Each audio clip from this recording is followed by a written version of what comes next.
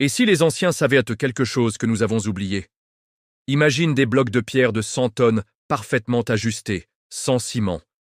Des monuments alignés sur des étoiles, avec une précision digne de satellites modernes. Des bâtiments qui ont traversé les millénaires, alors que nos constructions modernes peinent à survivre un siècle.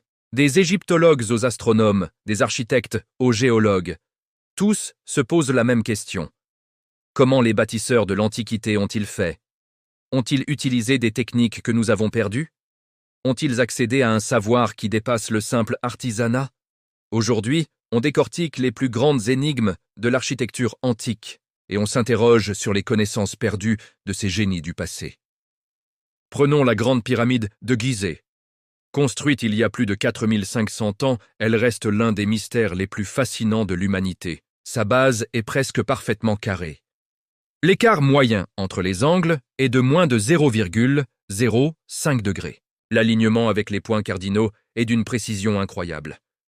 Et tout cela sans ordinateur, sans laser, sans grue moderne. Comment des ouvriers de l'Antiquité ont-ils pu atteindre un tel niveau de précision? Des théories parlent d'instruments de mesure sophistiqués, aujourd'hui perdus. D'autres évoquent l'observation du Soleil, des étoiles et même de la gravitation. Les plans, les outils, les techniques, disparus. Rien ne reste, et pourtant la pyramide est toujours là, majestueuse, inexplicable. Au Pérou, les murs incas de Cusco et de Sacsayhuaman sont composés de blocs cyclopéens emboîtés avec une telle précision qu'il est impossible d'y glisser une lame de couteau. Aucune trace de mortier. Les pierres semblent cousues entre elles. Certaines ont plus de 20 angles de contact. Comment ont-ils fait pour déplacer, sculpter et ajuster ces blocs à 360 degrés? Certains chercheurs évoquent des techniques de ramollissement de la pierre par des plantes acides. D'autres parlent de connaissances avancées en acoustique, voire d'énergie sonore utilisée pour le transport. Mais aucune preuve, aucun outil évident. Tout ce que l'on a, c'est l'ouvrage. Et l'absence de fissures, même après des séismes.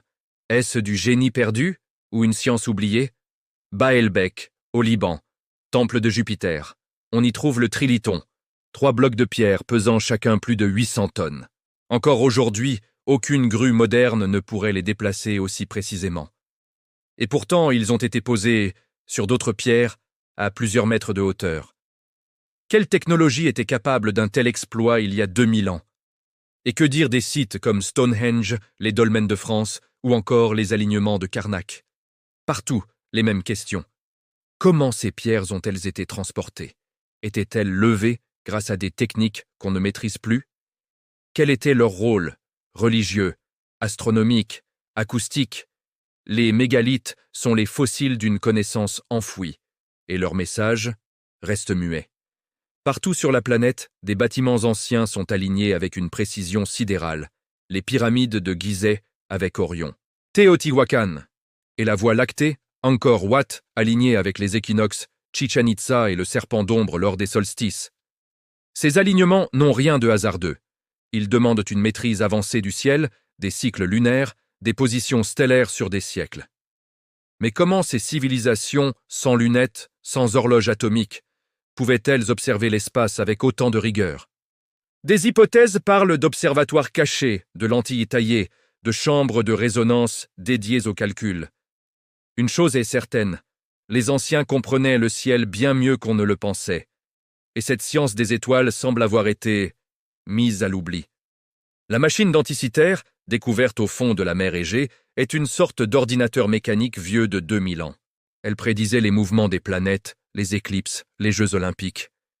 Mais ce niveau de sophistication n'aurait dû apparaître qu'au XVIIIe siècle. Autres énigmes, les outils de coupe précis en granit en Égypte, les forages dans la roche dure, les anciens systèmes de filtration d'eau ou d'électricité, Bagdad. Et si les anciens étaient allés plus loin qu'on ne l'imagine? Chaque trouvaille isole un savoir, comme un fragment arraché d'une grande encyclopédie perdue. Et chaque pierre posée semble nous dire « tu ne sais pas tout ». Les bâtisseurs antiques n'étaient pas des bricoleurs. C'étaient des ingénieurs, des astronomes, des géologues, des visionnaires. Mais leurs livres ont disparu, leurs outils se sont décomposés, et leur savoir s'est effacé. Alors, la vraie question n'est pas « Pourquoi ont-ils fait ça ?» C'est « Comment ont-ils fait ?» Et si dans chaque ruine, chaque mur, chaque monument se cachait une mémoire qu'on n'a pas encore su lire, peut-être qu'un jour, on retrouvera ce savoir. Peut-être qu'on l'a déjà sous les yeux, mais qu'on ne sait plus l'entendre. Et toi, crois-tu que les anciens possédaient un savoir oublié? Partage ton avis en commentaire. Et surtout, abonne-toi pour découvrir d'autres mystères du passé, ici, sur le Sais-tu?